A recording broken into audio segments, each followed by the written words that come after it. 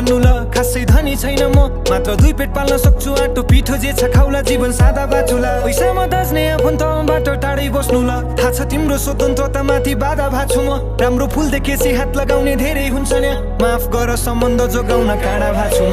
तिमी कामले थाक्न सक्छु मैले मालिस गर्नलाई। छैन समाजको नजरमा मलाई मर्द बन्नलाई। मलाई गाह्रो पर्दा अङ्गालोमा बेरी दिए पुग्छ। पर्दैन नि भोकै भोकै तिमी व्रत बस्नलाई।